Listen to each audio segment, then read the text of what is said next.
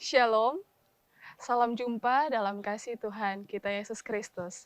Dalam program Renungan Harian Keluarga, Jemaat Gemim Bukit Muria Tikala Baru. Pada hari ini, sebelum kita memulai setiap aktivitas kita diajak kembali untuk berdoa dan merenungkan firman Tuhan sejenak. Terlebih dahulu, mari kita satu dalam doa, kita berdoa. Kami mengucap syukur kepadamu ya Allah ketika malam hari yang gelap telah digantikan terang. Di pagi hari ini kami boleh bangun kembali, menerima anugerah Allah yang tiada henti-hentinya boleh kami nikmati sampai saat ini. Kami bersyukur atas semuanya itu. Di saat ini kami hendak membaca bersama bagian firman Tuhan yang memberi kami kekuatan ketika kami menjalani hari-hari kehidupan pemberian-Mu.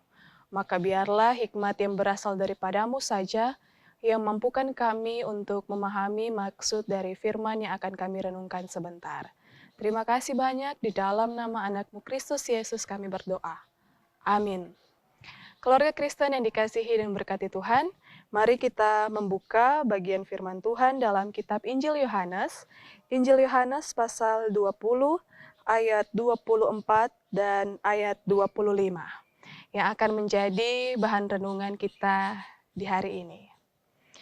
Firman Tuhan dalam Injil Yohanes pasal 20 ayat 24 sampai 25 tertulis demikian. Tetapi Thomas, seorang dari ke-12 murid itu, yang disebut Didimus, tidak ada bersama-sama mereka ketika Yesus datang ke situ. Maka kata murid-murid yang lain itu kepadanya, "Kami telah melihat Tuhan." Tetapi Thomas berkata kepada mereka, "Sebelum aku melihat bekas paku pada tangannya, dan sebelum aku mencucukkan jariku ke dalam bekas paku itu, dan mencucukkan tanganku ke dalam lambungnya, sekali-kali aku tidak percaya." Keluarga Kristen yang dikasihi dan diberkati oleh Tuhan kita Yesus Kristus. Apa kabarnya hari ini? Kita bersyukur telah menerima lagi suatu anugerah hari yang baru pemberian Allah dalam kehidupan kita. Pada ayat 24 dan ayat 25, bacaan yang telah kita baca tadi merupakan rentetan peristiwa, kejadian, dan bacaan firman Tuhan yang dihantarkan bagi kita di sepanjang minggu yang berjalan ini.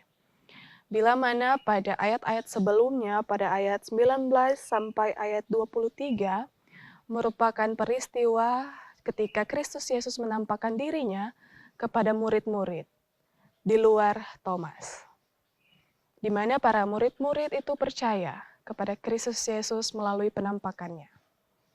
Dan juga ketika kita membaca bagian dari ayat 24 dan 25 merupakan perikop terpisah. Mengapa? Karena pada bagian ini merupakan Yesus Kristus menampakkan dirinya kepada murid-murid beserta dengan Thomas juga. Tetapi ternyata dalam peristiwa Kristus Yesus menampakkan dirinya kepada murid-murid beserta Thomas ini, Thomas yang merupakan murid yang dipanggil oleh Allah, oleh Yesus Kristus, dia menunjukkan pemikiran rasionya karena ketika para murid-murid yang lain telah percaya bahwa Kristus Yesus telah bangkit, dia membutuhkan bukti. Maka daripada itu pada ayat yang ke-25, ketika rekan-rekan murid-murid yang lain sudah menyatakan kepercayaan atas kebangkitan Kristus Yesus, dia perlu bukti dengan cara seperti apa? Thomas berkata begini, "Sebelum aku melihat bekas paku pada tangannya, dan sebelum aku mencucukkan jariku ke dalam bekas paku itu, dan mencucukkan tanganku ke dalam lambungnya, sekali-kali aku tidak percaya." Ternyata Thomas membutuhkan fisik di sini. Dia membutuhkan sosok Yesus secara fisik agar supaya dia memang percaya benar kalau Kristus Yesus sudah bangkit. Keluarga Kristen yang dikasihi dan diberkati oleh Tuhan kita Yesus Kristus. Bagaimana dengan kita, murid-murid Tuhan di zaman sekarang ini? Apakah kita seperti Thomas yang memang merindukan perjumpaan secara fisik? Tetapi saya hendak bertanya kepada para penonton dan pendengar sekalian. Apakah ketika Yesus Kristus itu lahir di kandang domba, kita melihatnya? Apakah ketika Yesus Kristus melakukan pelayanannya, kita melihatnya? Apakah ketika Yesus Kristus menderita jalan Via Dolorosa, kita melihatnya? Apakah ketika dia mati dan dikuburkan, kita melihatnya?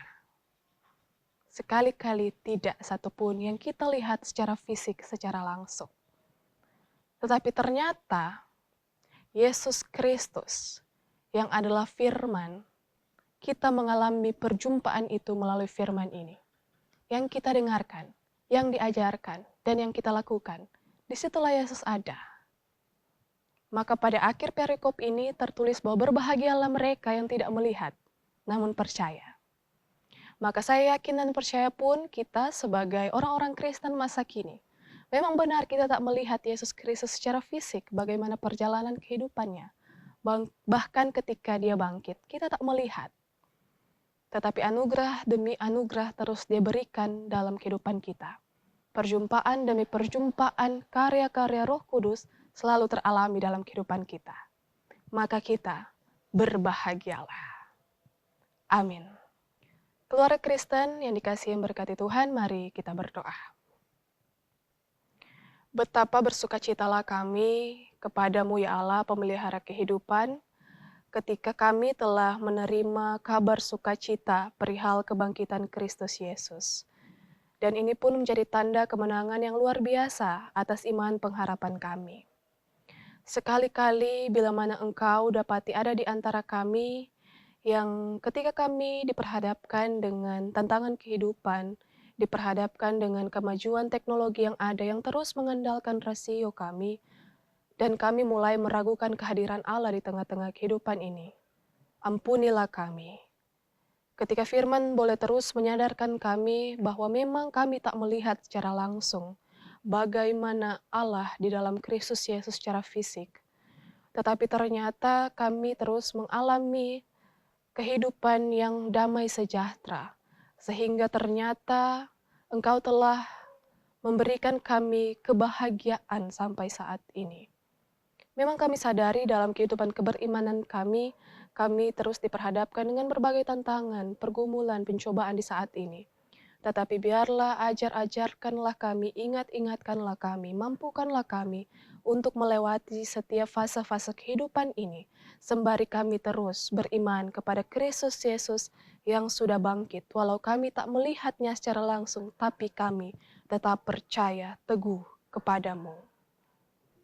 Bila mana saat ini ada umat-Mu yang diperhadapkan dengan tantangan-tantangan kehidupan yang berusaha untuk mengancam pengharapan mereka kepadamu ya Allah, berikanlah keteguhan, kemampuan, dan hikmat yang berasal padamu saja, sehingga umat-umat-Mu ini boleh terus menjalani setiap kehidupan yang ada dengan penuh tekad kuat. Terima kasih banyak untuk segala aktivitas yang akan kami lakukan hari ini. Mohon Tuhan ambil kendali, campur tangan dalam setiap perjalanan kami. Terima kasih banyak atas anugerah kehidupan yang boleh Engkau berikan kepada kami sekalian. Ini kami dalam seru sembahyang doa yang kami sampaikan. Di dalam nama Yesus kami berdoa. Amin.